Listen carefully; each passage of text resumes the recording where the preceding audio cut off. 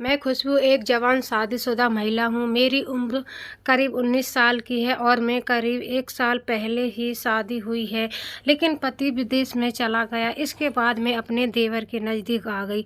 सर्दी के मौसम में देवर ने पति की कमी को पूरा किया। दरअसल मेरी शादी सूरज नाम के लड़के के साथ घर वालों ने ही, लेकिन जवानी के इस वक्त में पति मुझे छोड़कर विदेश चला गया, जिसके बाद मेरे लिए कुछ ज़िंदगी में खास नहीं रहा। पति भी विदेश में होने के चलते कभी कभार बात करता है। शादी से पहले मुझे विश्वास था कि मैं अपने उससे प्यार करना सीख सकती हूँ और मैंने किया, लेकिन वह अभी तक मुझसे प्यार नहीं कर पाया है।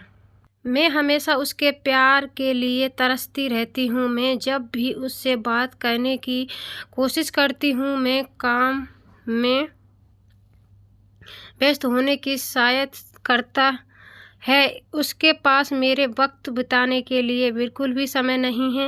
वह मुझ पर ज़्यादा ध्यान नहीं देता। सच कहूँ तो मैंने उसके जीवन में इतना अकेलापन शादी से पहले कभी महसूस नहीं किया था। वह मेरी ज़रूरत को नहीं समझता था। सूरज के साथ चीज़ बेहद नहीं हो पाने की वजह से मैंने अपना सारा समय अपनी सास के साथ बिताने लगी। सौभाग्य है से वह एक बहुत ही प्यारी और देखभाल करने वाली महिला है।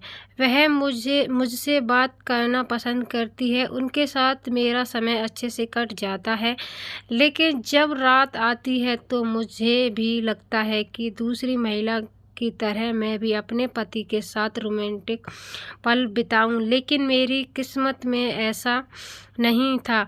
हमारी शादी को 1 साल हुआ है। ऐसे में कुछ ही बार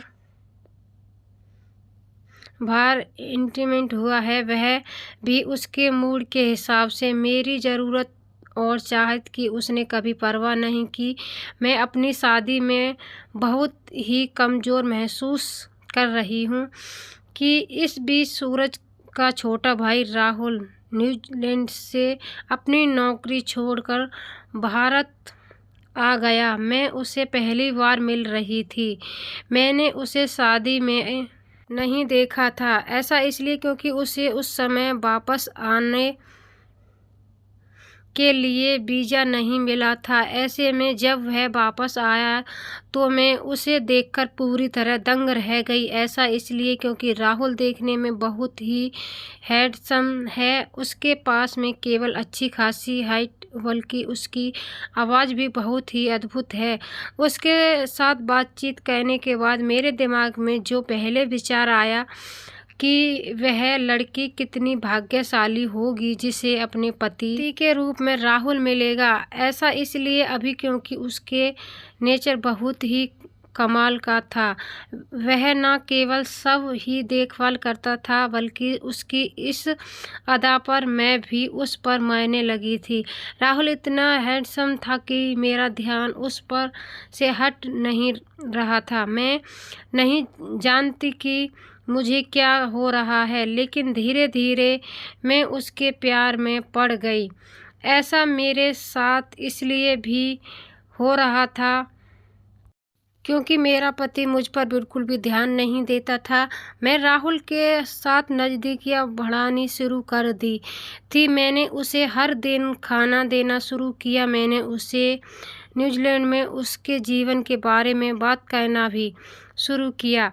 इसी बीच एक दिन मैंने उसे डेटिंग ऐप पर लड़कियों की जांच करते देखा। वह चुपके से लड़कियों को प्रोफाइल चेक कर रहा था। मैं जानती कि मुझे एकदम से क्या हुआ, लेकिन इस रात मैंने इस डेटिंग ऐप को डाउनलोड किया। इसका इस्तेमाल राहुल करता था और अपनी एक नकली प्रोफाइल बनाई। मैंने सूरज की ओर फेस करते हुए अपनी एक बहुत ही सुंदर तस्वीर लगाई ताकि वह मेरा चेहरा ना देख सके। यही नहीं, जैसे मैंने एक दिलचस्प बॉय ऐड किया, वह मुझे हो गया।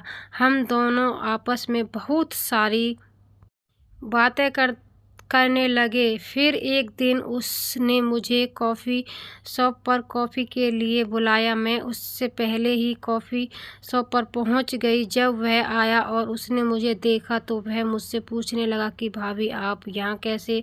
फिर मैंने उसे हकीकत बताई और उसको बताया कि मैं उसे बहुत प्यार करती हूँ। वह एकदम खुश हो गया। उसके बाद हम दोनों कॉफ़ी पीकर घर आ गए और खूब एंजॉय किया। अब हम दोनों खूब प्यार से रहते हैं। तो आज की स्टोरी गाइस आपको कैसी लगी? उम्मीद करूँगी कि आज की स्टोरी आपको पसंद आई होगी। तो पसंद आई हो तो वीडियो को लाइक कमेंट सपोर्ट कीजिएगा। और जो मेरे को इंस्टाग्राम पर फॉलो नहीं किया, इंस्टाग्राम पर फॉलो कर सकते हैं बबीता नीरज ब्लॉग के नाम से। तो वहाँ भी मैं एक्टिव रहती हूँ। तो ऐसी ही स्टोरी मैं आप सभी के साथ शेयर करती रहती हूँ। तो स्टोरी पसंद आई हो तो लाइक करें और शेयर करना तो बिल्कुल भी मत भूलिएगा। और हाँ, राय कमेंट बॉक्स में बताइएगा कि कैसी लगी। तो चलिए मिलते हैं एक नेक्स्ट स्टोरी में। तब तक के लिए bye bye, take care, thank for watching. प्यार और सपोर्ट बनाए रखें।